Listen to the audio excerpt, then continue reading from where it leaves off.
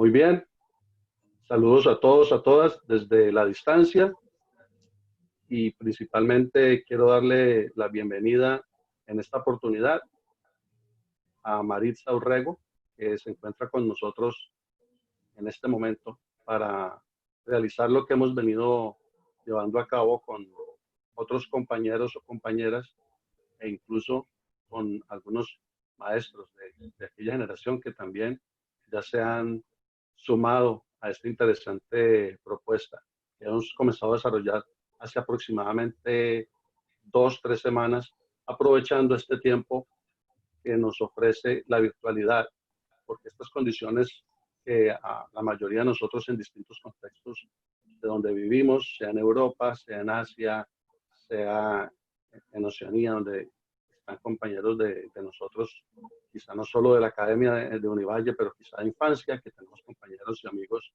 prácticamente en todas las latitudes del mundo.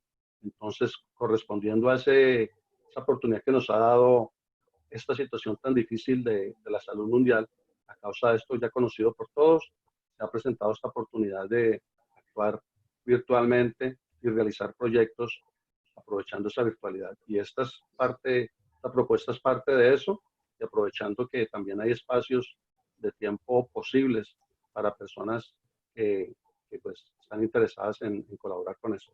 Y Maritza es una de ellas. Bienvenida, Maritza, y pues prácticamente recordar principalmente aquellos tiempos de la universidad, y también vale la pena mencionar que la universidad está cumpliendo justamente en este año, en esta época tan difícil, 75 años de su establecimiento, de su fundación.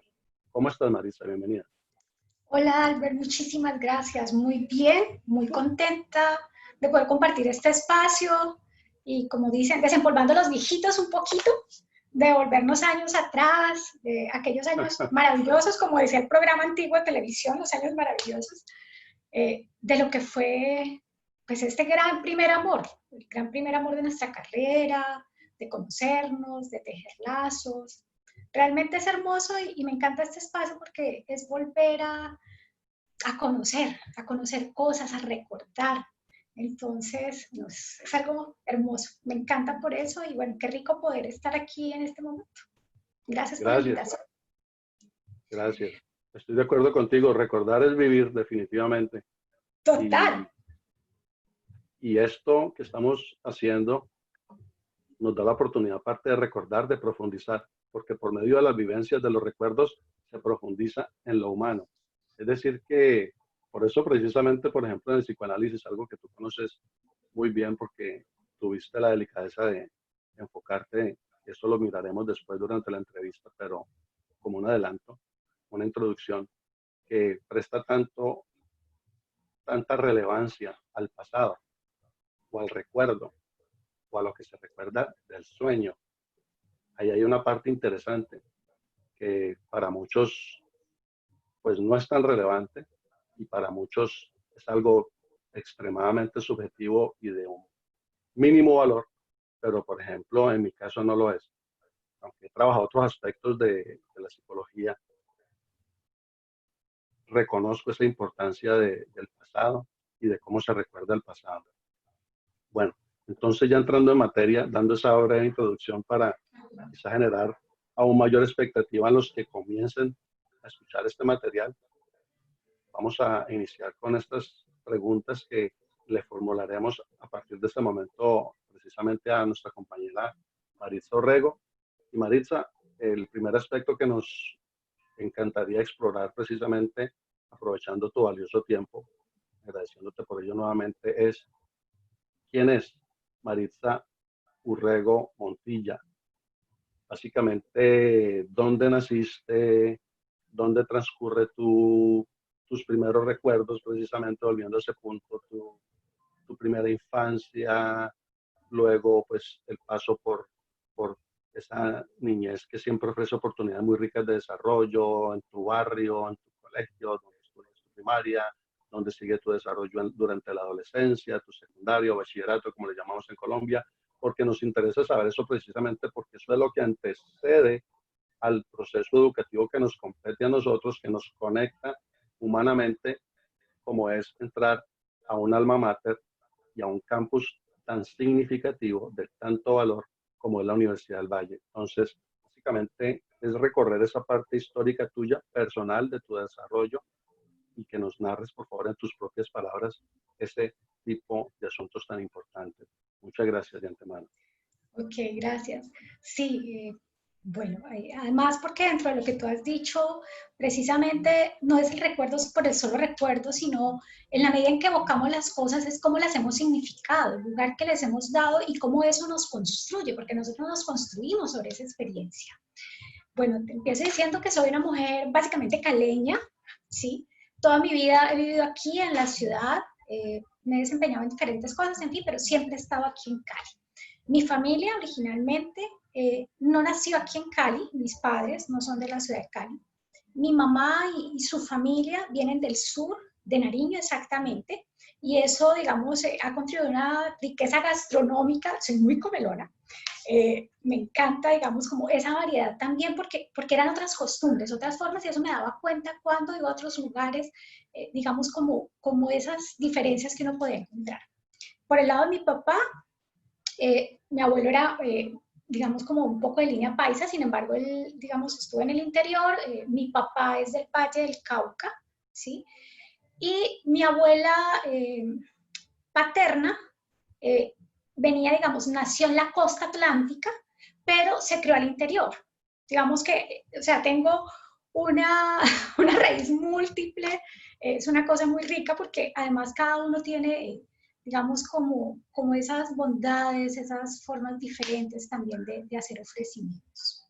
Bueno, actualmente todavía tengo una abuelita, lastimosamente la mamá de mi mamá murió cuando ella era todavía muy joven, no pude tener la posibilidad de disfrutar, digamos, de ella, pero sí, digamos, a través de conocer la historia de mi mamá también sí empezar a conocer un poco esas formas de relación. A quien tengo todavía, digamos, es mi abuela paterna, que actualmente tiene 99 años, ahora en septiembre cumple sus 100 años, gracias a Dios, esperemos que en medio de toda esta pandemia y todo, vamos bien, así que tendremos 100 años con la abuela. Bueno, ¿qué te puedo contar? Soy única mujer en medio de dos hermanos, ¿sí? Tuve la fortuna de tener dos hermanos, nos llevamos una diferencia de edad bastante grande, de 6, 7 años con ellos, lo cual nos ha permitido, digamos, en su momento casi que ser únicos, pero también entablar unas relaciones, digamos, diferentes a medida que vamos creciendo, entonces éramos el mayor para el otro, entonces quien asume también unas relaciones de ayudar, de proteger, de cuidar en medio de todo esto. Digamos que yo pertenezco a esta generación donde los hermanos estamos muy pendientes del otro más pequeño, ¿no? Y asumíamos también, digamos, ciertas responsabilidades de ayudar a cuidar. Entonces, bueno, eso hace parte, digamos, de elementos que pienso que son importantes, porque dentro de mi formación, digamos que el tema de ser responsable, de estar muy pendiente de muchas cosas, pues siempre fue ahí, fue desde muy temprano. Te puedo contar que dentro de mi formación antes de la universidad tuve la posibilidad de tener contrastes, son cosas que recuerdo. Yo inicié estudiando en un colegio que era mixto, después por cambios, digamos, de ubicación y todo, mis 2 últimos años en primaria paso a un colegio solo de niñas y empiezo a ver pues como las diferencias, además que era un colegio de monjas, entonces las cosas ahí ya funcionan diferentes. Entonces pasaba de estar en un colegio donde todos los niños corríamos, gritábamos, jugábamos, subíamos y bajábamos gradas, porque era un colegio supremamente grande, a una escuela donde la relación es otra y donde se espera que como niñas, las niñas no están correteando. O sea, además el espacio es un poco más pequeño, entonces otra mirada.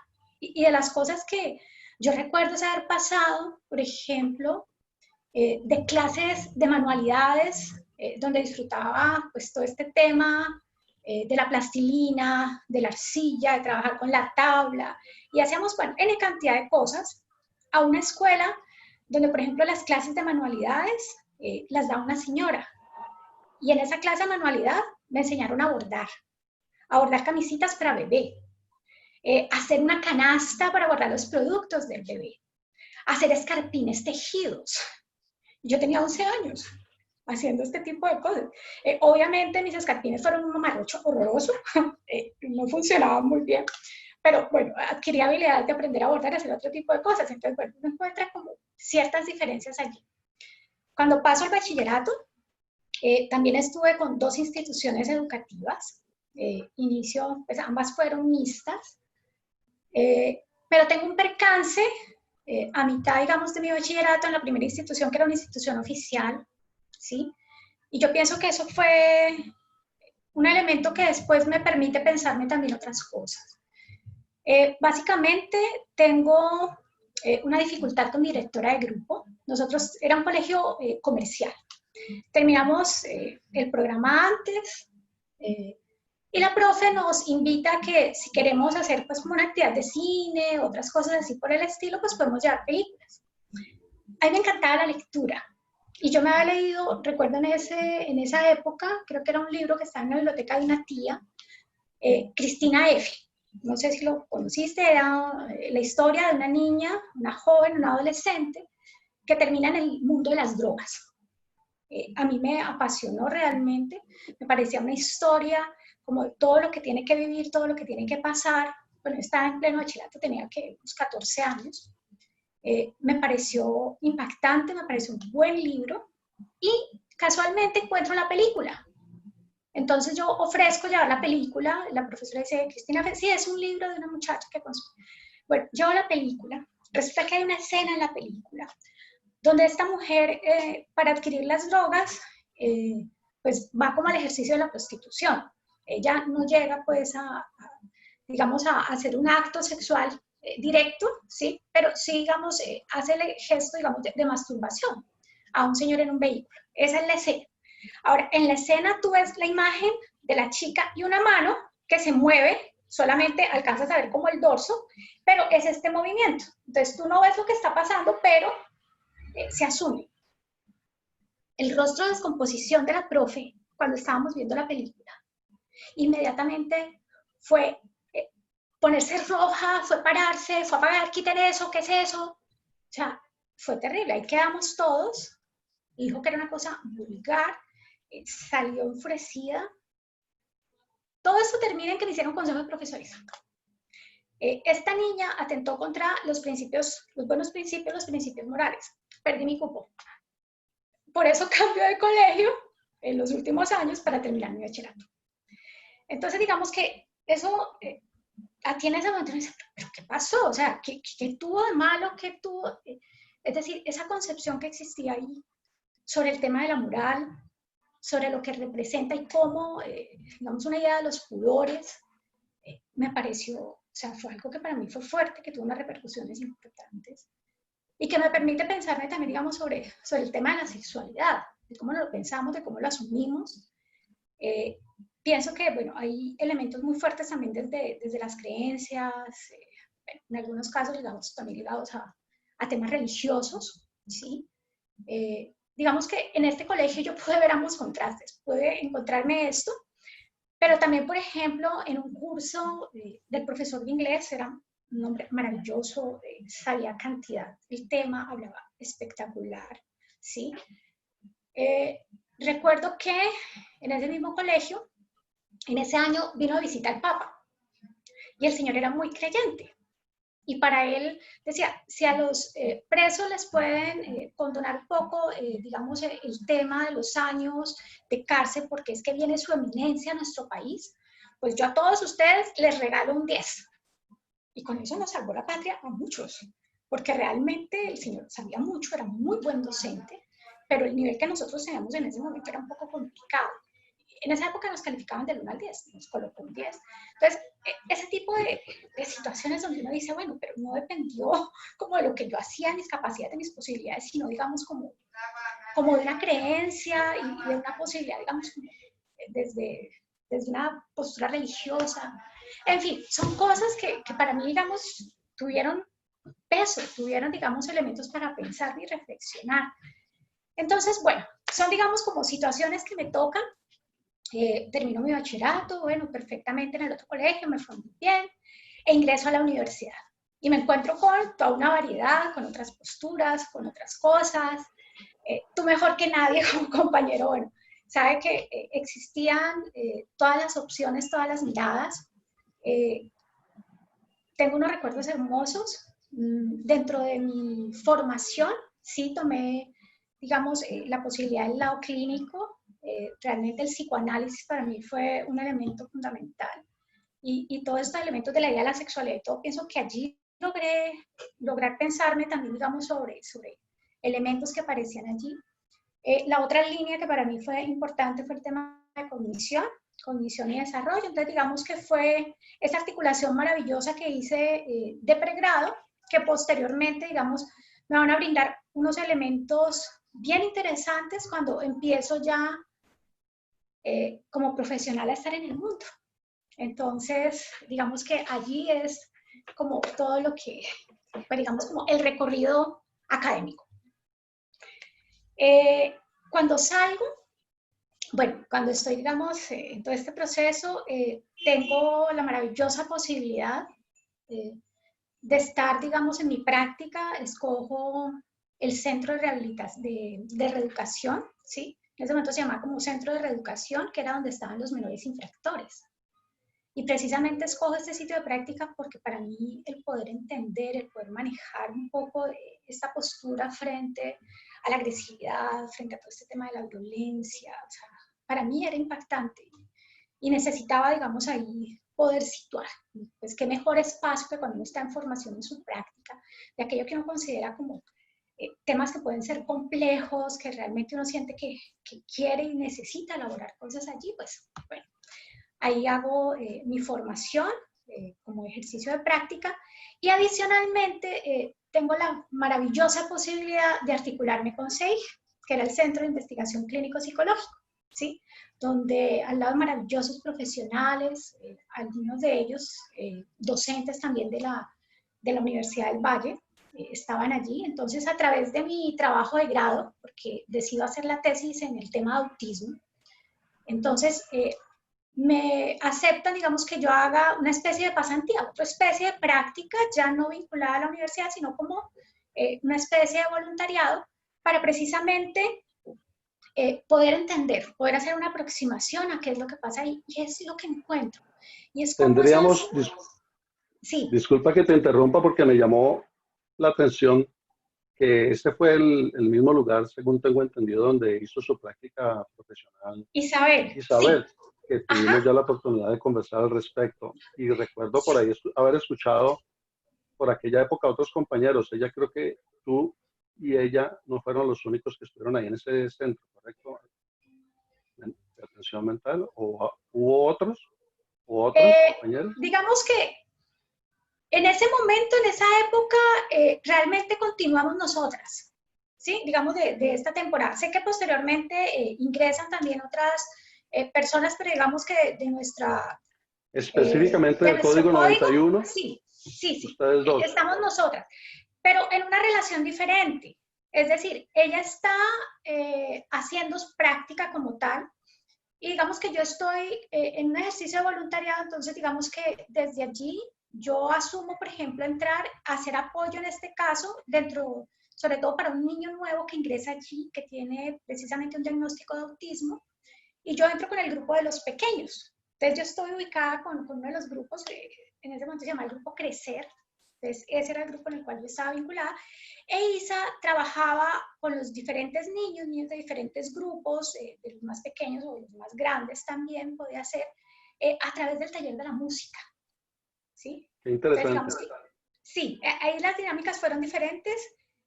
Realmente se hizo una experiencia maravillosa de construcción, tanto desde lo profesional como desde lo personal, que es lo que me parece realmente un Muy ejercicio vital. pertinente. Claro. Total. Además que ahí viví una experiencia que hoy en día he visto que algunas personas, digamos, mencionan por televisión el tema de los caballos, como la posibilidad de que el caballo, la relación con el animal, para niños con algún tipo de perturbación o dificultades para organizarse mejor. Bueno, O pues con los este es un delfines, por ejercicio. ejemplo. ¿Cómo? O con los delfines, por ejemplo, trabajan Ok, mucho sí, en claro. este Lo lugar. que pasa es que, sí, claro, acá es más común, digamos, encontrar el tema de los caballos. Este ejercicio lo hacía, no sé, pues imagino que con problema de mencionar al profesor, Lorenzo Baleño, ¿sí? Él hacía la hipoterapia. Y yo tuve el privilegio de hacer acompañamiento en ese proceso de hipoterapia y de darme cuenta, porque no es el animal por sí solo, es como el niño digamos, le significa situarse a él frente a ese otro organismo que también está vivo y que de acuerdo también a lo que el niño le devuelve, a lo que el niño le muestra, además porque los animales son muy sensoriales. Entonces, digamos, el miedo, la angustia, como cuando el niño empieza a controlar y todo, el dominio con el animal es otra cosa. Es más, yo llevaba el caballo, pero para mí fue un proceso también de crecimiento. Al principio, yo era también con el miedo absoluto de cómo llevar al animal que no me fuera a morder. Entonces, Me cómo llevaba imagino. la rienda con el temor y ya después uno empezar y era hasta, para algunos podría sonar loco, hablarle al caballo y decir, bueno, no más, organícese, coger el caballo y empezar a llevar con propiedad. O sea, eso fue un ejercicio de crecimiento también personal, fue una cosa realmente maravillosa. Aprendí muchísimo de Cedric, realmente todo su equipo profesional, en su mayoría mujeres, Lorenzo era asesor, o sea que es un equipo realmente de mujeres, mujeres maravillosas, con una cantidad de conocimientos, con una fortaleza absoluta. Maritza, Realmente lindo. aparte de, ya aprovechando que mencionaste a uno de ellos, y es precisamente a Lorenzo Balaño, el cual sí conocí, por supuesto, por ese tiempo en la universidad, porque era uno de los maestros bases para los que cursaban ese énfasis académico en psicoanálisis. Claro, lo recuerdo como que si fuera ya era el señor. Una persona Ajá, bastante profesional, se le veía muy dedicado siempre. sí. Me interesaría saber, no solamente a mí, pero asumo que a los demás, ¿qué otros maestros de nosotros estuvieron involucrados con ese trabajo de ustedes tan bello en esa institución tan particular? Muy interesante. Ok. Bueno, vinculada a la universidad y en ese momento a CEIC, María Eugenia Villalobos. Yo llego, realmente es a través de María Eugenia, que es una mujer, tú la conoces, una mujer dedicada, con una capacidad de reflexión y análisis, en un trabajo hermosísimo con los niños. Eh, Realmente fue maravilloso, ella fue mi asesora de tesis, entonces digamos que ella me presenta con la institución y me postula abiertamente si la institución está de acuerdo con que yo pueda, digamos, hacer un ejercicio de reconocimiento, de apoyo a la institución para parte de mi aprendizaje. Eh, con María Eugenia fue hermoso, tuve la posibilidad de estar con ella, tanto con el tema, digamos, de vincularme a CEIG, de que ella fuera mi asesora de tesis. Bueno, yo inicialmente inicio la tesis con mi compañero, pero después tenemos unos cambios. María Eugenia en ese año se va para Francia, se va un año. Entonces, por eso yo entro, digamos, como hacer este proceso como una pasantía, un añito allí, dando espera a que ella regrese. Yo no sigo con mi tesis, yo me quedo, espero, y bueno, logramos salir adelante con este trabajo y fue hermosísimo, realmente fue darme la posibilidad de un espacio de formación adicional. Con María Eugenia pude compartir también en otro espacio, dentro del tema de investigación. Entonces, por ejemplo, ella estaba trabajando sobre el sueño paradójico en gemelos. Entonces yo iba de familias hacia el registro fílmico de los niños, digamos, mientras están durmiendo, ver como los movimientos que se logran apreciar oculares y demás, pero también hacer registro de esa relación cotidiana que tienen con el otro, con ese cuidador o con esa mamá. Entonces le permite a uno identificar como la tranquilidad o no en el niño dentro de la relación con el otro, de ese tema de la gestualidad también, digamos, como hay un acomodo allí que se permite con relación al otro. Realmente fue una cosa hermosísima también, ¿sí? Muy formativa. Ese fue, digamos, como parte del ejercicio. Y bueno, quedo tan enganchada como con todas estas cosas que tengo allí, que inmediatamente estoy terminando, empato con la maestría y continúo haciendo mi maestría en la universidad también, entonces maestría en psicología en la Universidad del Valle. Solo que en este momento, pues yo ya tengo que empezar a trabajar, tengo que empezar, digamos, a resolver mis propias necesidades. Entonces, digamos que allí se me cruza un poco las cosas, o sea, yo termino, entrego, me fue muy bien con el trabajo además de grado. Lo trabajé sobre un caso de autismo. Fue una experiencia maravillosa, un aprendizaje único. Desde la parte metodológica, pues queda reconocida como un trabajo meritorio en la universidad y eso también, digamos, me da como toda la emoción del mundo para entrar a hacer mi maestría. Y ahí es cuando ingreso a la maestría. Pero ya empiezo a trabajar y empiezo a dilatar un poco, a ver por materias y bueno, en medio de todo esto ocurren N cantidad de cosas, termino dejando un poco relegada, casi que abandonada realmente mi maestría. Tengo que ser honesta, si yo la retomo es porque me llaman un día y me dicen, mire, usted ha dejado tirado su trabajo y en este momento la universidad le está dando la posibilidad de que vuelva y retome.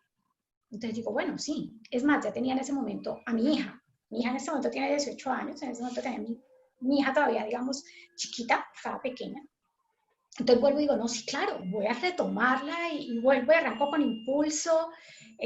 Hay cambios académicos, entonces empiezo a ver otras asignaturas diferentes a las que había visto. La maestría además me brinda otra posibilidad. Hay una docente que yo no había logrado conocer en pregrado, Miralba.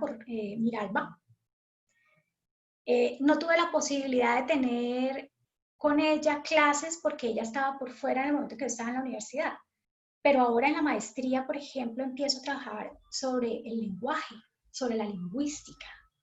Entonces, un elemento tan fundamental en la relación con el otro. Entonces, digamos que allí unos elementos maravillosos.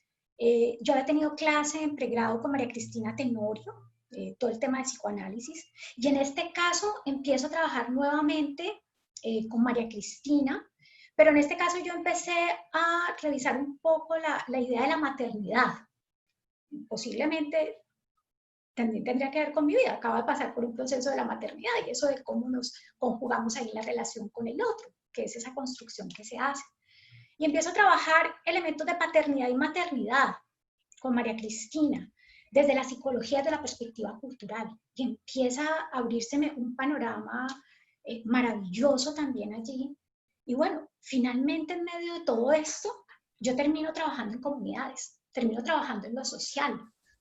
Claro, ya tengo elementos de pensarme desde esa relación, desde lo cultural, de todos estos elementos de cómo significa el relacionarse allí. Entonces, digamos que en cada espacio que tuve la posibilidad de unas construcciones maravillosas, unos docentes a los cuales les agradezco infinitamente todos sus aportes, su dedicación, su nivel de exigencia, porque creo que todos sudamos y sudamos petróleo mientras estábamos en el pregrado recordando los trabajos o la lectura, los libros que nos tocaba leernos.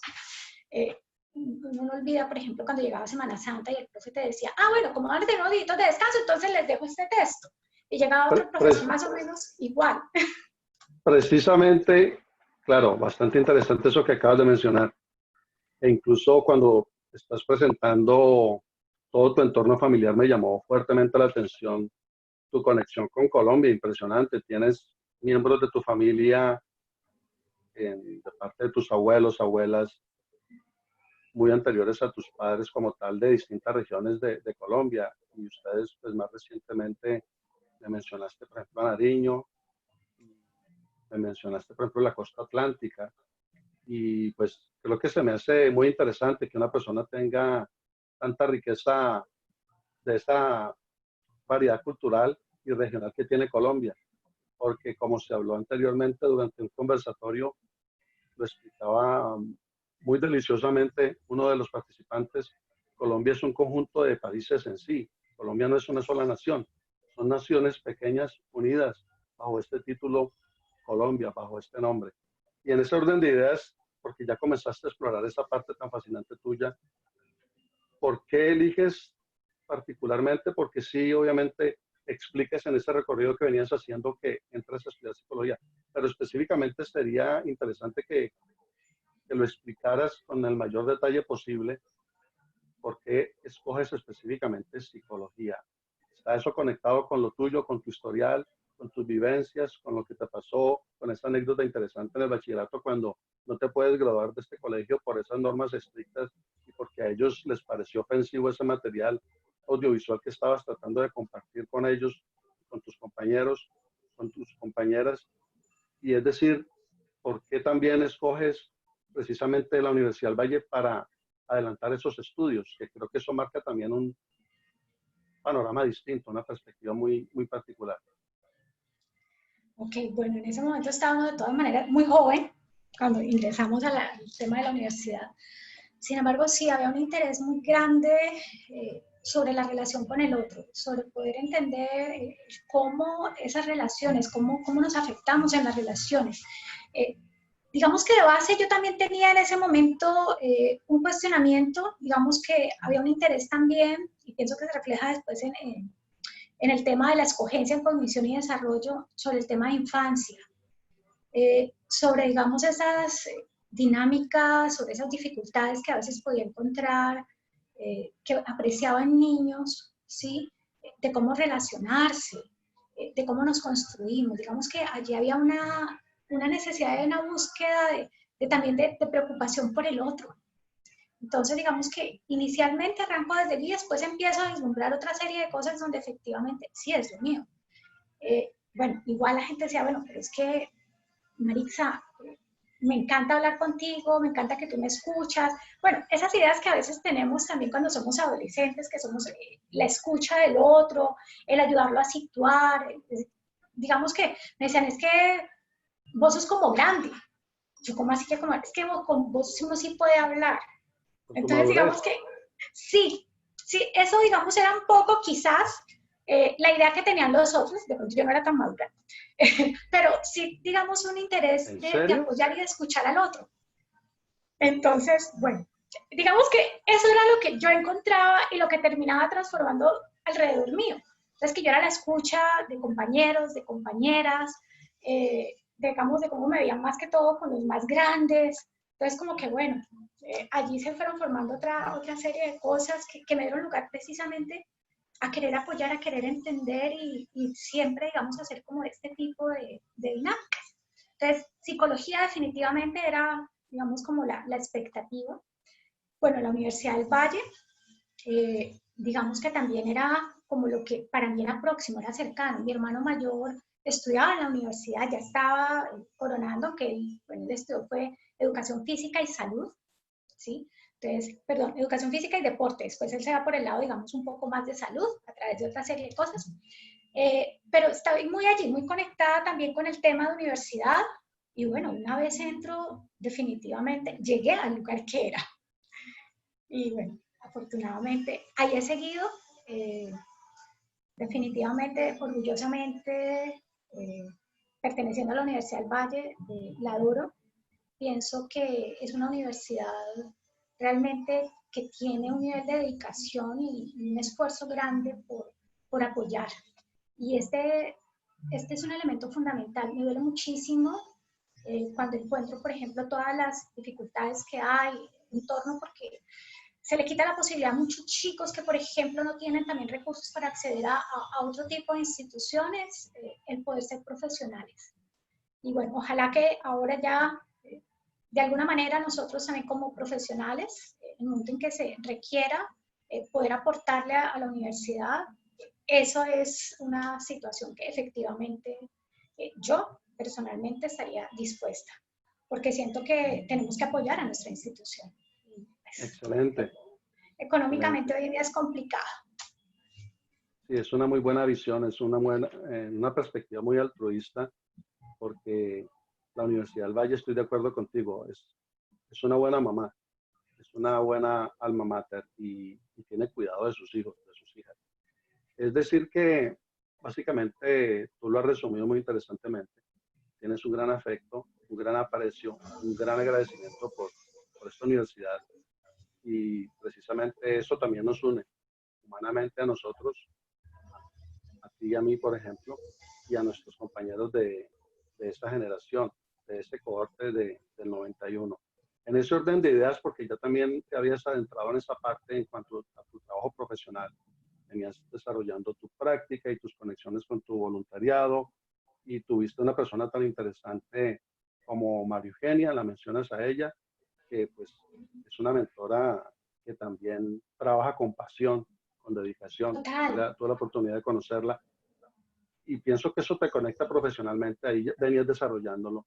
Y fue cuando te interrumpí por motivo de que explicaras por qué escoges precisamente psicología, para seguir como esa dinámica en ese orden.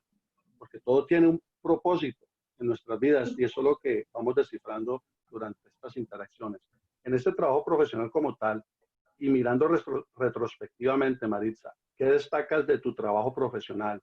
Y específicamente hablando en lo que nos venías precisamente mencionando, en lo clínico y esta casi entre lo clínico y entrando ya un poco en la parte de la educación con estos grupos que ya venían mencionando. Por favor, si nos puedes compartir esa parte tan interesante también. Bueno, como yo te decía, bueno, todo, digamos, lo que me permitió la universidad aprender, acercarme, cuestionarme, fue maravilloso. Hay una persona que de pronto pues, no mencioné.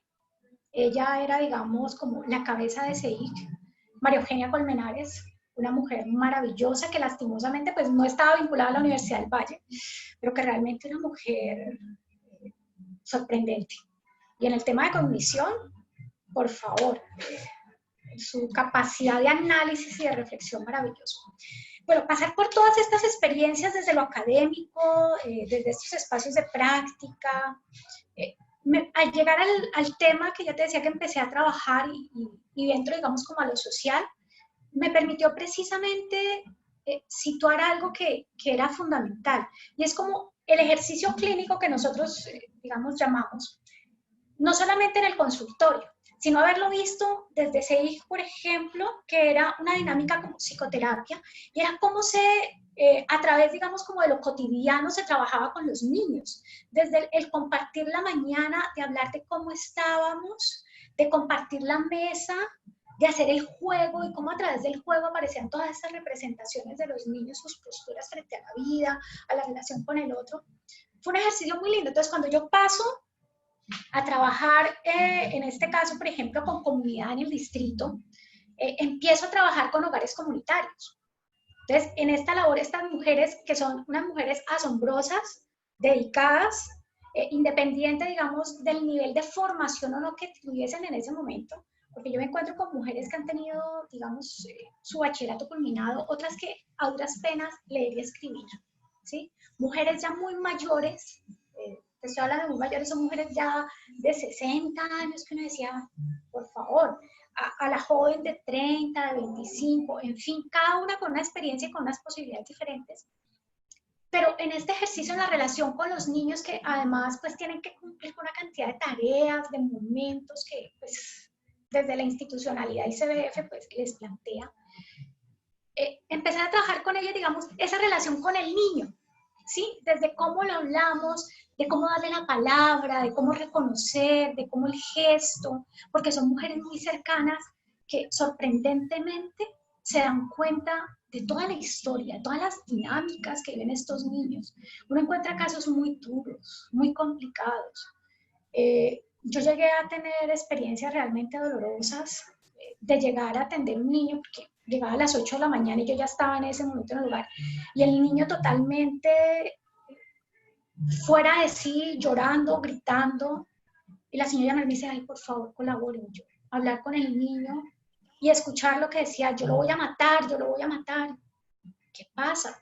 Y es darte cuenta que un niño que viene llorando desde su casa porque su papá acaba de llegar borracho y acaba de golpear y reventar a su mamá en la casa. Y ese niño tiene que irse a la guardería y tiene que irse con esa imagen de saber qué fue lo que pasó. O sea, cosas supremamente dolorosas que me confrontaron con la realidad, con las vivencias que realmente, te cuento que mueven muchísimo. De ver niños. Te sacuden bastante, claro. Total. Llegar a darme cuenta, por ejemplo, de niños que llegan con un golpe, con una fractura. Y uno dice, pero es que tenía una clavícula.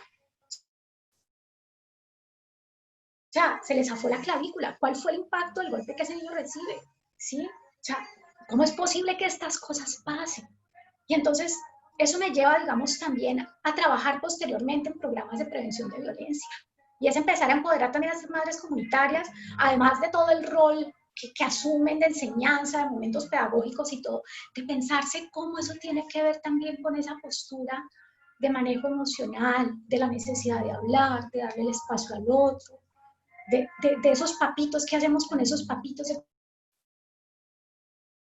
cómo poder orientar, de encontrarme mujeres en unas dinámicas dolorosas, complicadas, donde finalmente se siente sin salida, sin que poder hacer, y uno dice, no hay derecho a que tenga que vivir esto en la vida. O sea, eso correcto.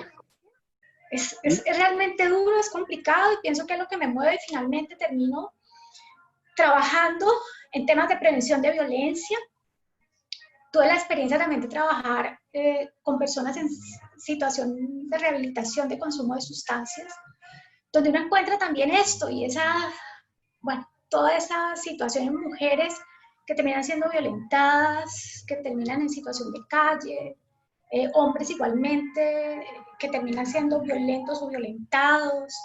Entonces, es una cosa muy fuerte que me impacta y me lleva finalmente a lo que hoy en día he continuado haciendo. O sea, yo te decía, empecé a trabajar en temas de prevención de violencia, eso lo estoy haciendo con Comuna 18, termino vinculándome a la red del buen trato, la ciudad, digamos en las diferentes comunas, deberíamos de tener red del buen trato, no todas las comunas las tienen, esa es una, digamos, figura que funciona.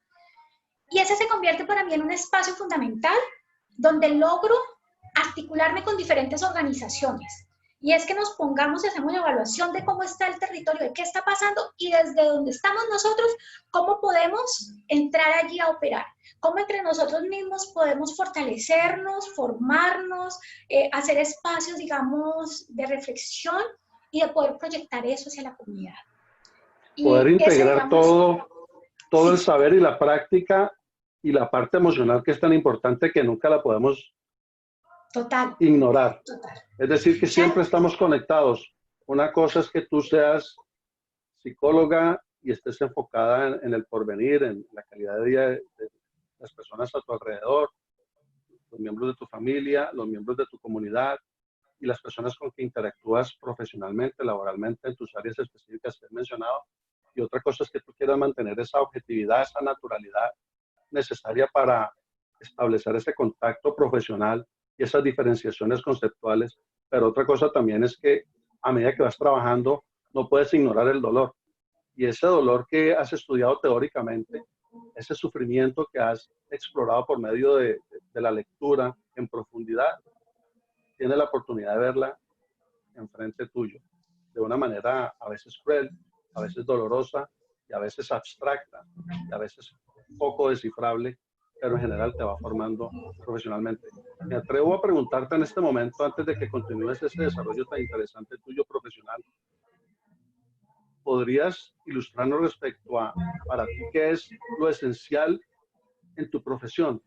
Te veo como una psicóloga muy comprometida, como una científica, de veras, de corazón te lo digo, con un grado de involucramiento bárbaro, porque precisamente has buscado a la comunidad, te ha apasionado servir, y ese es un aspecto de la psicología muy positivo y muy valorable. ¿Qué es lo esencial para ti de esa profesión tan hermosa, tan bella? Albert, yo siento que cuando nosotros empezamos la formación, y es importante, siempre, digamos, hay una distancia entre el paciente y el terapeuta, entre el cliente y el terapeuta, o la persona que está allí, como se quiera denominar.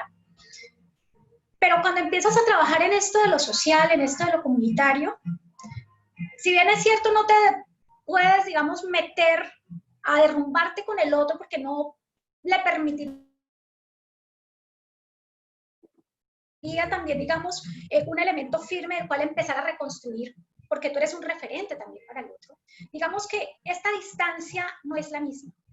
Es, digamos, una relación en la cual el otro, digamos, o sea, tú no te desboronas con el otro porque no quedas inmerso en todo esto. No quiere decir que no te afecte, te puede afectar, obviamente, como ser humano. Y por eso los psicólogos tenemos siempre que buscar nuestro propio espacio para hacer catarsis también y trabajar nuestras propias angustias y demás. No somos de palo, ni mucho menos. Correcto, Y es el día en parte que, del proceso.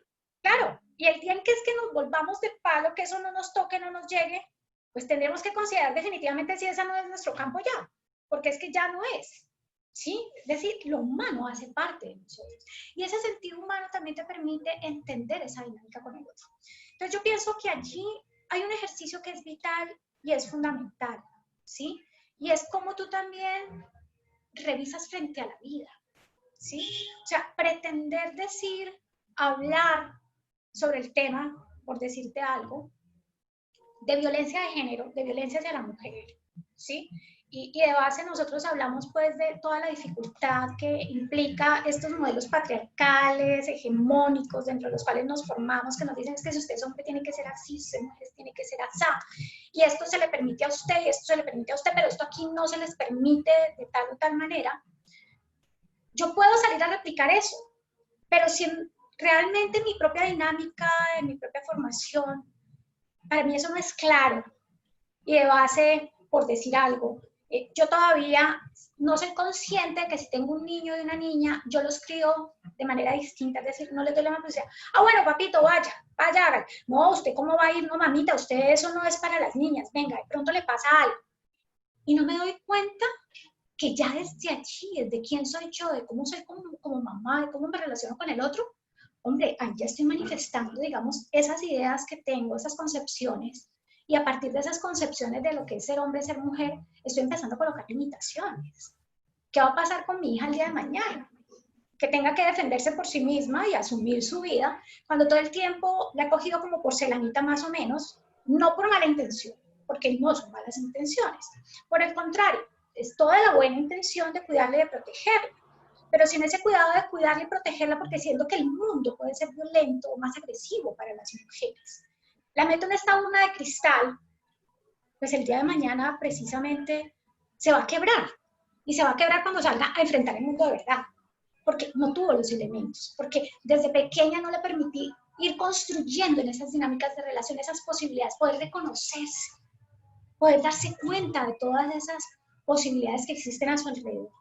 En esto social yo me quedo maravillada, me quito el sombrero. Mujeres con una fortaleza, con unas vivencias únicas y siguen adelante, con una gran posibilidad de hacer cantidades de cosas, pero a veces también limitadas por esas ideas que existen acerca de lo que podría o no podría ser permitido, podría o no ser bien visto, ¿sí? Porque deben corresponder a unos modelos. Entonces digamos que esto nos marca, pero yo pienso que como profesionales las cosas no van de aquí hacia afuera, es poder entender y poder entender de tu propia dinámica. Y allí, es Correcto. decir, nos atraviesa, nos tiene que Y atravesar, tiene que tocar. Maritza, a partir de eso, ¿cómo has afrontado precisamente? Pienso que la siguiente pregunta tiene bastante que ver con ese aspecto que vienes mencionando allí, retomando esta misma línea, porque ese creo que es tu línea central de trabajo, de compromiso, lo social, el fondo, y lo tuyo es muy educativo, tiene un aspecto clínico impresionante, muy, muy rico también, pero pienso que todo desemboca en lo social, ese es como tu océano, y así lo percibo yo. Disculpa mi atrevimiento, pero así lo diviso yo desde la distancia. ¿Cómo has manejado esto que se requiere una interacción tan directa? ¿Cómo lo has manejado ahora virtualmente? ¿Qué piensas de esa dinámica que se maneja hoy en día tan diferente? ¿Cómo te has adaptado a estos cambios de la virtualidad como tal? Ok, estoy aprendiendo. Ha sido un ejercicio de aprendizaje. Realmente mis destrezas no estaba el manejo. Estoy aprendiendo todavía a hacer, digamos, uso inteligente de estas herramientas que son importantes. Pero siento que ese aprendizaje también me ha permitido, digamos, acercarme de otras formas. Soy docente, ya hace, es decir, he tenido docencia en dos lados. En algún momento de mi vida estuve ejerciendo docencia con seminaristas, curso de psicología general, fue hora cátedra y eso fueron como 8 años, 10 años más o menos. Hace parte de episodios en medio de otras actividades que realizaba, que era como lo que te planteaba de trabajar con un centro de rehabilitación. Entonces, digamos que he tenido la posibilidad de estar en varios espacios. En este momento ya soy de tiempo completo dedicada a ser docente y soy asesora de práctica en el área social. Entonces, digamos que eso me ha permitido mantenerme allí. Y con mis estudiantes, llevarlos a pensarse que, bueno, tenemos un conocimiento muy válido, unos textos maravillosos, pero ¿cómo eso lo vemos en las dinámicas reales? ¿Cómo manejamos eso y cómo encontramos eso frente a una familia que tiene N cantidad de situaciones? En este momento, y bueno, tuve la posibilidad, digamos, como tu entrevista con Isabel, Isabel citaba algo que es fundamental en este momento. Estamos en crisis. y es una crisis frente al tema de violencia. La cantidad de reportes que tenemos en este momento de niños que han sido violentados, abusados, es impresionante.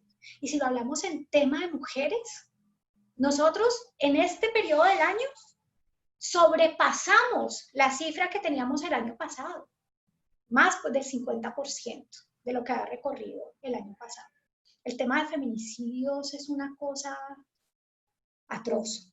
Y no solamente en el tema de violencia de género. Yo hablo de violencia de género no solamente de la violencia hacia la mujer, porque es que además hay otras violencias que se invisibilizan, porque nosotros somos un país, de alguna manera, creyente, moral, y el tema, por ejemplo, de la orientación sexual diversa, de la identidad sexual diversa, es más complejo todavía. Es muy súper complejo. La cantidad de mujeres trans que son violentadas, que han sido asesinadas, poco se habla, poco se reporta, y realmente es doloroso.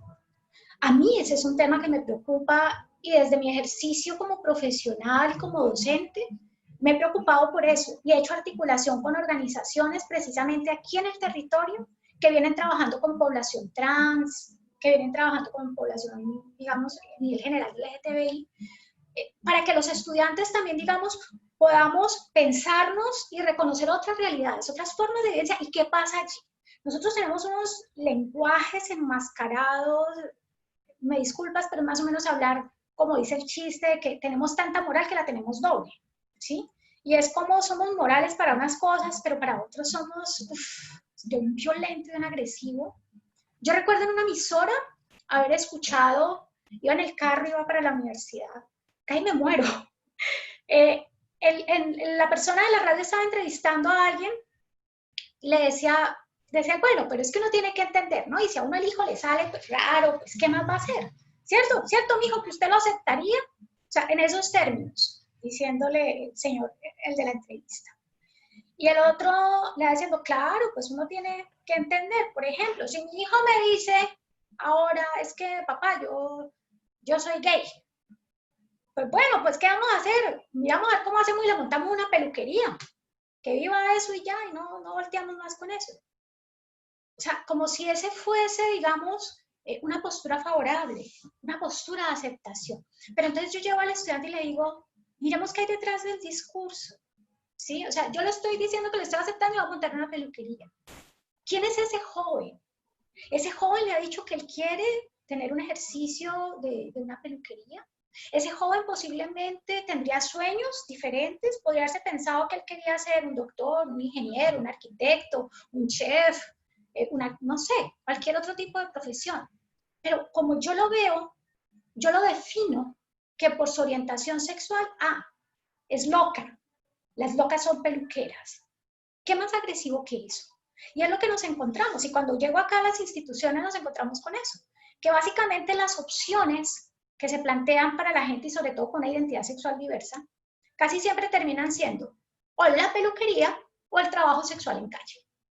Bastante limitantes. Total. Y entonces decimos, no, es que a ellos les gusta esa vaina y es que a ellos solamente les gusta es los arreglos o es que les gusta la vida fácil, como si fuera fácil dedicarse al trabajo sexual. Que fácil no ha de tener absolutamente nada.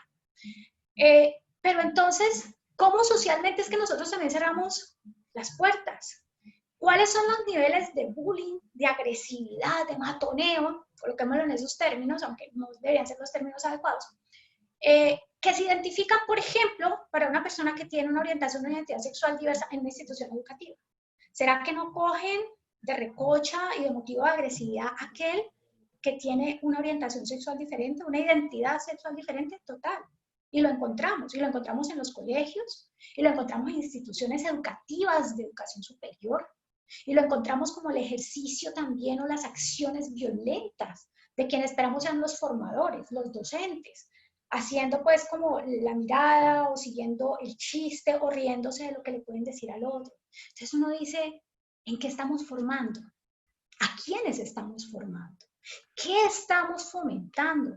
Y eso tiene que ver con toda una cadena de nuestras creencias y de nuestras posturas. Y me devuelvo al ejercicio de lo que me pasó a mí en el bachillerato. Yo atenté contra la buena moral, contra las buenas costumbres. Sáquenla. Aprovecho esto que mencionas allí tan interesante porque todo regresa al pasado y ahí lo acabas de confirmar.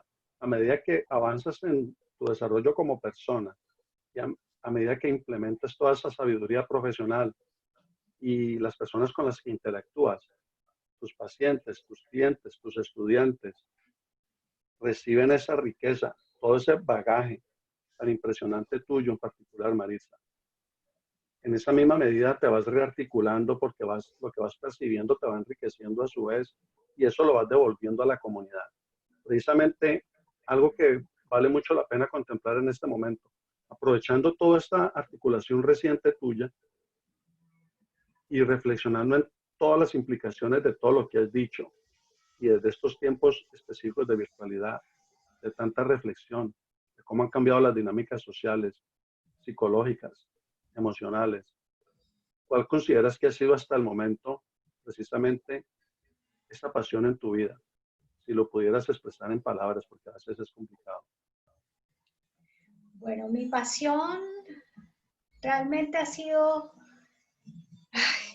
esa posibilidad de construcción con el otro. Yo empecé, digamos, como a pensarme un poco como cuál es la relación entre todas estas cosas que he tenido la posibilidad de revisar, de hacer.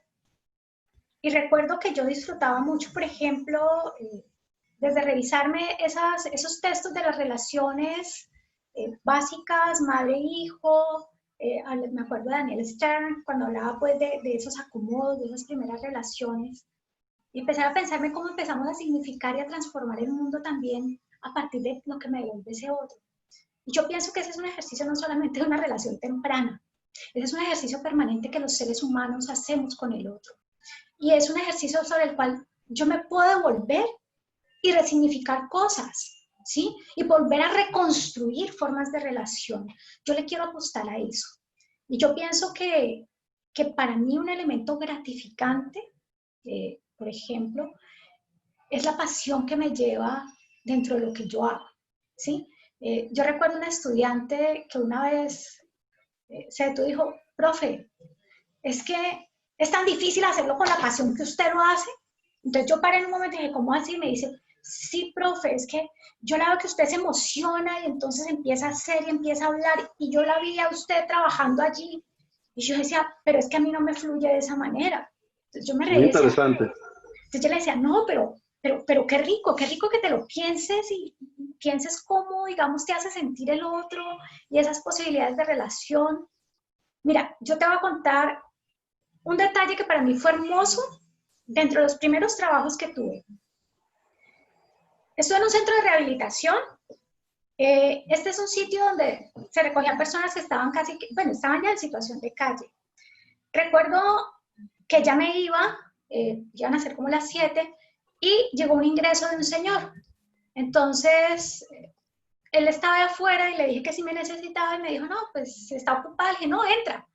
Y conversamos. Él estaba muy abatido, apenas acaba de ingresar, estaba aburrido, sentía que lo había perdido todo, que lo había echado a perder, que él era un bueno para nada, que había perdido su familia, todas sus cosas. Claro, estaba ya en situación de calle, pero se sentía con el ánimo en el piso, sin ninguna posibilidad, sin ninguna opción. Bueno, lastimosamente, pues por la cantidad de personas y todos no podíamos hacer como una continuidad. Sin embargo, él pasaba, me miraba hacia la oficina, decía yo, ¿cómo vas? Y me decía, ahí voy fortaleciendo. O pequeños encuentros. Ya me dijo, Doc, yo le quiero regalar algo. Le dije, ¿qué? Me dijo, estos los hice, yo no sé si les gusten, pues es una cosita. El señor hacía en madera y me hizo unos aretes, unos delfines. Entonces él seguía muy opaco y me dijo, pues yo los hice, si le gustan. Le dije, muchísimas gracias, están muy lindos. Y me dijo, sí, bueno, hasta luego. Y se fue. Semanas después me he encontrado con él, digamos que no lo había vuelto a ver, salía de la casa de mujeres, porque ellos tenían casa de hombres, casa de mujeres, y él iba para el tema de oración, porque era una fundación cristiana. Entonces digamos que él ya estaba saliendo un poco más a calle, entonces él iba con una Biblia, pues, con su cabeza gacha y todo. Cuando nos cruzamos, me encuentro con él, me mira, le digo, hola, ¿cómo está? Me saluda y me dice, hola. Se queda mirándome cuando me dice, buenas.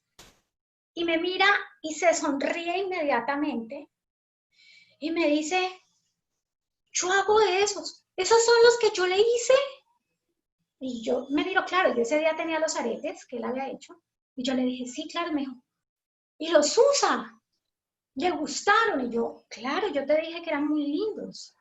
Entonces me dijo, sí los usó, y se quedó con una sonrisa, o sea, su destello en su mirada, su sonrisa, ahí no hubo un intercambio terapéutico, pero fue la posibilidad también de pensarse él, de que todo esto que había perdido, que él sentía que él no tenía nada que aportar, nada que dar, desde un elemento tan simple, tan sencillo, que para uno podría ser haber hecho algo manual y haberle ofrecido un orto. Él ofreció y él pensó que eso no tendría valor, no tendría sentido, no va a tener, digamos, como un reconocimiento por parte del otro. Pero sentir desde una cosa mínima de que él hizo algo que puede ser utilizado por otro, que realmente fue valorado, que fue tenido en cuenta, para él eso fue significativo. Y ahí no hubo un ejercicio terapéutico, pero sí una posibilidad de pensarse y de situarse de una manera diferente. Y eso es lo que uno dice, en la vida tenemos situaciones y tenemos opciones que a veces nos hacen pensarnos y organizarnos de una manera diferente. Eso me encanta. Y eso me encanta el ejercicio de las comunidades, de encontrarme, por ejemplo, con mujeres que son líderes, que tienen una fortaleza única, pero que uno las ve también, digamos, con unas situaciones muy duras y que uno empieza a mirar, bueno, pero todas las posibilidades y que ellas mismas no las ven, no las reconocen, ¿sí? Y que empieza ese ejercicio de fortalecimiento y de empoderarse y empezar a abrirse al mundo y empezar a ver otras posibilidades, a disfrutar. Y ese es un elemento fundamental en la vida, poder disfrutar. Es doloroso encontrar que hoy en día tengamos tantas dificultades a nivel familiar, que no podamos y no logremos, digamos, construir en la relación con el otro. A mí me parece que esta situación de la pandemia nos ha permitido devolvernos y darnos cuenta de una crisis que no queríamos afrontar. Nosotros hablamos de salud mental como si fuera un código por allá, pero es que la salud mental está en esas dinámicas de relación. Y teníamos familias que básicamente eran hoteles, lugares donde la gente llegaba a dormir, salía a trabajar, a veces no hay una mesa que compartir, con los niños poco nos relacionamos, se van de guardería o se van de colegio, se quedan contrajornada, cada quien entra, llega a su habitación, nos vemos frente a una pantalla gigante, a ver televisión donde nadie puede hablar porque nadie interrumpe el programa. Y si hablan ahí, Maritza, una cosa loca. se me hace muy interesante lo que recién mencionas.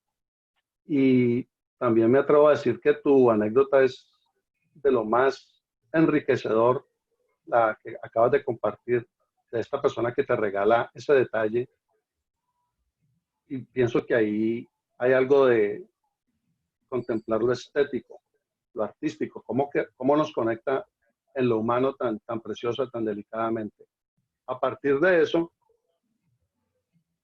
sería también importante preguntarse en estos momentos, reflexionar al respecto, porque estamos hablando de integración de saberes también. Creo que en esto ha estado involucrado un poco de, porque hasta mencionaste que este señor, por ejemplo, esta anécdota que compartes muy preciosamente, está en una institución de carácter social, pero que tiene que ver con algo de cristianismo, porque el Señor llevaba inclusive su Biblia. Me parece muy bonito ese detalle en particular, porque él tiene su propia versión y su propia perspectiva de las cosas y su propia defensa, que es válida y que es muy respetable como lo otro, o como cualquier aspecto humano debe de ser respetado porque es un tesoro en sí. E incluso me atrevo a decir que el delincuente, la persona que transgrede la ley, tiene aspectos preciosos en sí, que él no ha sabido hasta ese momento en que comete cierto delito o cierto acto cruel, no lo ha logrado descifrar o no lo ha logrado transmitir en palabras o en hechos concretos y por lo contrario ejerce, por ejemplo, la violencia. En ese orden de ideas, creo que es oportuno saberlo respecto a la integración de los saberes. ¿Qué otros saberes te han aportado a ti en tu dinámica de tu trabajo? Tanto en lo personal, porque es muy importante, y obviamente en lo profesional, por favor. ¿Qué otros saberes han estado involucrados en este proceso? Bueno, realmente pues he estado un poco muy desde lo académico. No soy así como de pronto Isa, que tiene unas habilidades maravillosas. Es una mujer que admiro profundamente, haber compartido con ella en Sevilla fue una posibilidad maravillosa. Pero digamos que este tema, como tú mencionas, de lo artístico y todo, también favorece hacer cierta serie de elementos. Yo no soy muy diestra en estas habilidades, sin embargo, sí me ha gustado, y ese se ha constituido en un elemento también de trabajo. Yo con los estudiantes hago un trabajo, y es que les pregunto precisamente lo que tú estás diciendo. ¿Qué le gusta hacer? Además de. Entonces yo les digo, además de estudiar psicología y de devorar libros, porque eso ya es o es dentro de la carrera, ¿qué más te gusta hacer? ¿Qué disfrutas? Yo recuerdo, yo disfrutaba la lectura, ¿sí? Y de los regalos maravillosos que yo recuerdo, los cuentos de los hermanos Grimm el día de mi primera comunión. Y me servía innumerablemente porque en esa época, cuando uno está chiquito, si van de visita familiar, pues a ti te llevan. Y mientras los adultos hacían visita, pues yo me sentaba con mi libro en otro pedacito de la sala a leer cuentos. Y era un ejercicio lindo. Entonces, bueno, me gusta la lectura, me gusta la parte de las artes manuales, y he descubierto en medio de todo esto, bueno, también digamos frente a la vida, frente a este tipo de cosas, he hecho también un ejercicio. Estoy, digamos, con los estudiantes y con la comunidad, trabajando, digamos, también desde la idea de cómo yo me sitúo y tengo una responsabilidad con el otro, pero también frente al medio ambiente. Y empecé a trabajar fuertemente y a tratar de enterarme y a conocer un poco acerca de cómo ayudar con tema de reciclaje, ¿sí? Y empecé a hacer, así como hice, digamos, como profesional, trabajos desde el reciclaje con niños, con niñas, tratando de darle vida útil a eso. No era solamente el ejercicio de la manualidad por la manualidad, ¿sí? Sino el pensarnos también, digamos, cómo contaminamos, no contaminamos, y eso cómo nos revierte, porque es que tenemos una responsabilidad también frente al medio. La universidad está ubicada en una comuna donde hay unas situaciones bien complicadas. Tenemos parte de ladera. Es muy triste, es muy doloroso encontrarnos, por ejemplo, como en la parte alta no hay acceso al agua. El agua la obtienen las familias cada 3 días a través de una manguera que ponen a llenar en un tanque. No hay uso de baño, por lo tanto, son letrinas, ¿sí? Entonces es de pronto el tazón que consiguen o el cuadro que acomodan y hay que vaciarlo con totumo. Y eso es lo que hay. Entonces, ¿cómo eso afecta también tu calidad de vida? Y cómo te ves y te relacionas frente al otro. Cuando uno trabaja con las comunidades, le permite pensarse, identificar cosas que para nosotros son tan normales, tan cotidianas, que no lo son. Y es como empezamos el tema de la privacidad también. Entonces, imagínate el impacto. Tú que, por ejemplo, profesional, llegas a un espacio, cuando llegas y pides, por ejemplo, prestado el baño, bueno, te vas a dar cuenta que es una letrina. De pronto no está en el espacio donde sea letrina, pero encuentras que lo que hay allí es una cortina, y es una cortina casi transparente donde tú vas a entrar. Y tú dices, pero es que afuera está todo el mundo y aquí se va a ver absolutamente todo. O sea, para ti eso es como que, no, pues gracias, yo no necesito el baño, ¿sí? Pero eso es lo que viven normalmente las familias y cómo eso entra en las dinámicas. Entonces, bueno, volviendo un poco a ese tema de este ejercicio, entonces es pensarnos en la idea de cómo la calidad de vida tiene que ver en la forma como nos relacionamos, cómo el manejo de los espacios es importante, cómo el manejo de la privacidad o no aparece allí, de lo estético, de lo organizado. Entonces trabajo con las familias también en eso. En este momento, tú me preguntabas acerca de la tecnología. Bueno, yo he hecho el ejercicio que decía desde algún tiempo, en el 2016, por ejemplo, tuvimos la posibilidad con los estudiantes, con un grupo de abuelitos, empezamos a formar con ellos dentro del trabajo un semillerito. Y ellos empezaron a sembrar semillitas de frutales, de la guayaba, del mango, de lo que tuvieran en su casa, y los llevamos a que eso fuera a fortalecer un espacio de la comuna. Obviamente con un par de palitos que habíamos logrado sembrar con ellos, con estos abuelitos, pues no iba a ser suficiente. Pero entonces lo que se formó ahí fue un trabajo en red. Y terminé llevando la idea con la universidad dentro del programa. Estoy liderando un programa que se llama Universidad al Barrio, dentro digamos, de mi rol como docente. Entonces, finalmente terminé montando, con el apoyo de la decana, de otros profesores y todo, una actividad donde articulamos en ese momento pues el DAGMA, entidad de aseo, el ejército, conseguimos la donación de 200 árboles. Qué programa tan interesante. ¿Cómo se llama universidad? ¿De qué? No entendí. Universidad Barrio, que es la universidad al barrio. Universidad Barrio. claro, hace parte, digamos, del tema de responsabilidad social. Entonces, la idea es cómo nosotros apoyamos. Entonces, eso fue en el 2016, sembramos 200 árboles. Fue una labor ardua ese día, pero fue muy lindo porque fue, por ejemplo, como nosotros, profesores íbamos, estudiantes voluntarios, nuestros hijos, mi hija hizo parte de la campaña de colocarse la camiseta y vamos a sembrar.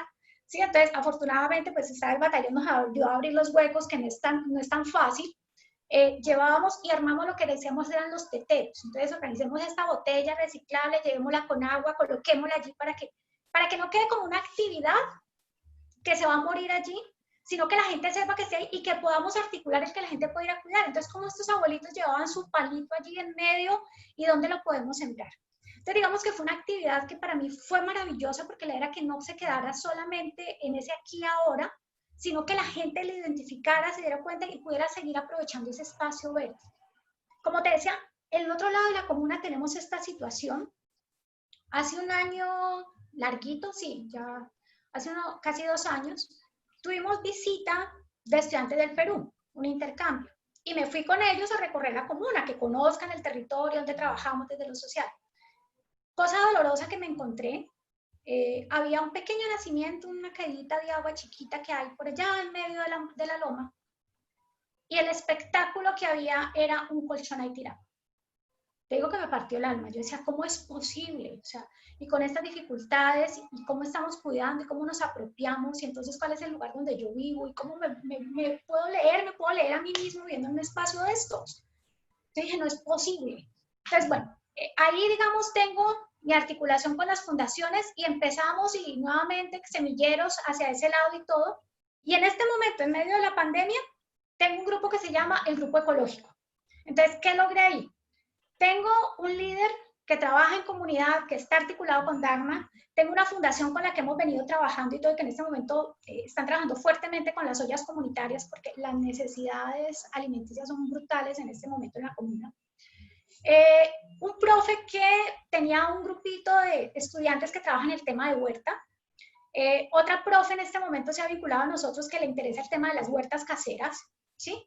Y pues yo que vengo trabajando todo este ejercicio con la Red del Buen Trato, que son líderes, mujeres del territorio, tratando de que nos pensemos como desde la casa este tema, por ejemplo, de la siembra, nos apoya a nosotros mismos en varios elementos. No solamente pensarnos, que es la idea, después ir y sembrar unos árboles y mejorar nuestra calidad de ambiente, pero es pensarnos el tema de seguridad alimenticia.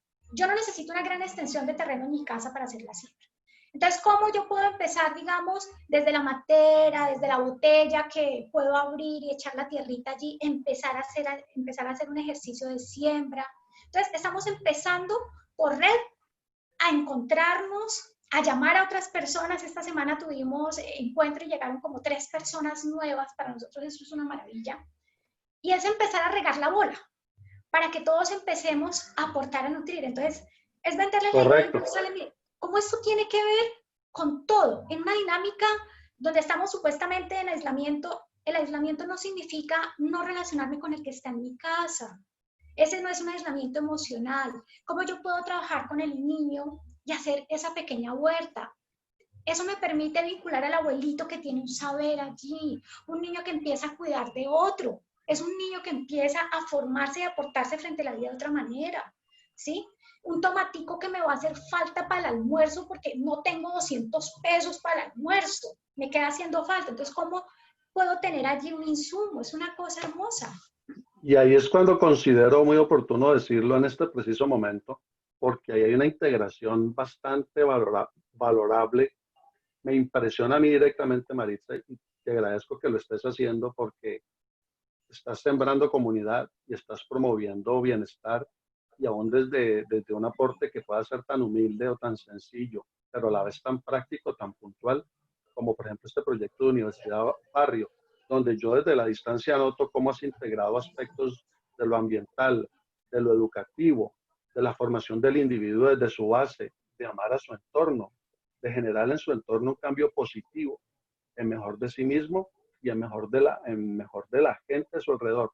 Y ahí estás integrando lo educativo, la parte clínica, porque en la medida en que yo siembro bienestar y literalmente siembro un árbol, me siembro a mí mismo porque yo soy producto de este planeta también. O sea, lo veo tan enriquecedor y tan detallado y de una manera tan específica que me enorgullezco de veras de ser tu compañero, de haber estudiado contigo.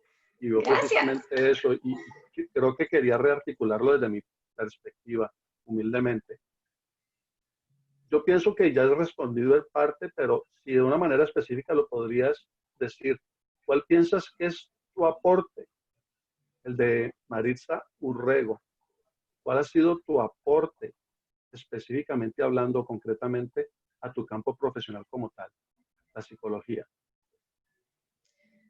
Bueno, a ver, no sé si he hecho un gran aporte o no he hecho aportes todavía, pero yo pienso que como profesional es pensarnos en poder articular todas las dimensiones, en poder tener en cuenta que no estamos hablando de sujetos en solitarios, de que la calidad de vida de un sujeto no está ligado solamente a él, está ligado, digamos, a esa posibilidad que él tiene también de construcción colectiva con el otro, de lo que puede aportar a otros, ¿sí? Porque en la medida en que, digamos, mi bienestar emocional no es solamente en solitario, mi bienestar emocional, personal, está ligado a esa posibilidad de relación con el otro.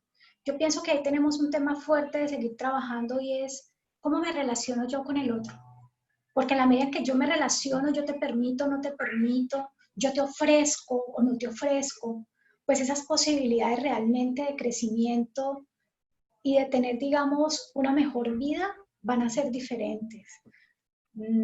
Yo pienso que solamente en la medida en que podamos pensarnos realmente quiénes somos, qué queremos, qué podemos hacer y qué estamos dispuestos a hacer como seres humanos, no estoy hablando del psicólogo, sino todos a nivel general como seres humanos, podemos ir avanzando. Yo pienso que el rol del psicólogo en este caso es poder, digamos, ampliar esa posibilidad de permitirle al otro cuestionarse, evaluar, identificar realmente qué es lo que está haciendo y dónde se está quedando, porque a veces como seres humanos nos quedamos en una sola línea. Y si mi meta es que yo tengo que tener casa, carro a tal fecha, pues casa, carro lo tengo, pero ¿cuál es el precio de tener esa casa y ese carro? ¿Cómo están mis relaciones personales? Terminas trabajando, matándote día a día y conseguiste la super casa, tienes el super carro. Cuando volteas a ver, ¿dónde está tu familia? ¿Dónde A están veces tus nos redes de acomodamos apoyo? mucho, nos ponemos en esa zona cómoda y a veces nos queremos quedar ahí. Perdemos la perspectiva. Yo recuerdo frase, no recuerdo en ese momento, haré plagio porque no recuerdo la frase de quién, pero decía que de esas frases que uno a veces encuentra y le dice, el hombre es el único ser humano que trabaja y sacrifica su salud para tener dinero, para después poder pagar y tener nuevamente salud.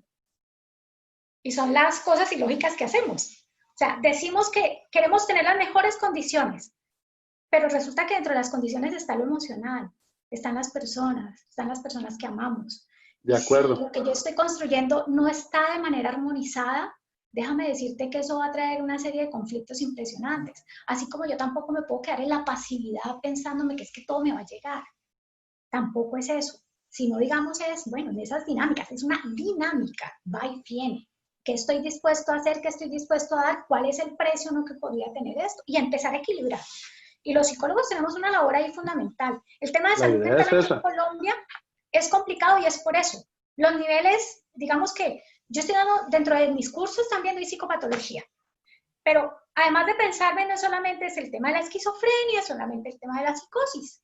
Mirémonos qué está pasando y qué enfermedades estamos creando en las relaciones cotidianas. ¿Cuáles son los niveles, digamos, de ansiedad, de estrés, de situaciones violentas que se están generando? Y la situación violenta no es solamente una conexión de que es que neuronalmente esté más afectado, más activa tal área. Empecemos a mirar la historia de este sujeto y cómo esas dinámicas familiares empezaron a marcar allí unas posibilidades, unas limitantes o no. Y cómo ese poder construirnos en esa relación más armónica es lo que va a permitir, por favor, una vida más afable, no más muertes. Estamos en un país violento. ¿Cuántos años llevamos en este tema violento? Y seguimos. Y eso es lo preocupante, no nos damos cuenta. Miremos simplemente lo que está pasando, los indicadores de violencia a nivel familiar. Que bajaron los reportes de robos, claro, estamos menos en la calle porque nos estamos cuidando, ¿cierto? Pero miremos el número de muertos a nivel de violencia intrafamiliar, miremos los denuncios. En estos momentos, digamos, el tema de actos violentos no ha minimizado. Y es que la gente, el nivel de estrés, el nivel de cantidad de cosas, no lo está manejando. Entonces, ¿qué se está disparando allí? Eso nos está dando pistas de cómo tenemos que empezar a trabajar con la gente. Y eso no lo podemos dejar de lado, definitivamente. Y bueno, en ese sentido yo sigo trabajando y sigo apuntándole fuertemente al tema de género, que era lo que te decía. Tengo un grupo de estudio como desde el 2015 y desde allí, digamos, seguimos encontrándonos, haciendo espacios como este, invitando a personas que vienen trabajando el tema. Realmente es una necesidad. Yo recuerdo en la maestría con María Cristina haber tenido la posibilidad de ver un texto que se llamaba El Golpeador. Y yo leía en un capítulo y yo decía, pues es lógico. El señor decía, por favor, si usted está en una situación de violencia, por favor tenga presente una habitación que funcione con llave, un teléfono que usted pueda cargar que tenga cerca. Si usted empieza a leer la lectura de que el otro se va a violentar, enciérrese, llame de inmediato. Y yo decía, bueno, pero eso parece más una película gringa más o menos, pero cuando yo llego a las comunidades me encuentro con que esto no es una película, esto es una realidad. Pero eso no sale de la noche a la mañana, es lo que le digo a los estudiantes, mire, no nos pensemos que llegó el demonio a medianoche al sujeto, que nada pasaba, todo era perfecto, y de repente cogió y masacró a su pareja. Me dice, no, mire, eso no sale de la noche a la mañana. Empecemos a revisar qué ha habido antes, ¿sí? Tipo de maltrato psicológico, cómo limita al otro, cómo no le permite, cómo empieza a restringir. O sea, hay cantidades de cosas de antemano que nosotros normalizamos, que volvemos parte de nuestras realidades, que no nos permiten visibilizar eso que está pasando, ese ejercicio de poder y de sometimiento del otro, y que finalmente terminan en estos casos horribles de feminicidio, que no queremos ver, que no queremos anticipar. Y para mí ese es un punto importante y por eso trabajo con mis estudiantes en estos grupos de estudio, teniendo invitados, hago parte de mesa de universidades en el tema de equidad de género con la subsecretaría, hago parte de otra mesa en derechos sexuales, reproductivos y prevención de violencia. Es un tema que me apasiona, que siento que tenemos en deuda para poder aportar y de poder apoyar. Y bueno, en eso estoy. Excelente. Me parece tan enriquecedor lo tuyo, lo que nos has compartido. Te agradezco tan profundamente. Te agradezco en el alma, Maritza, y lo repito, lo reitero.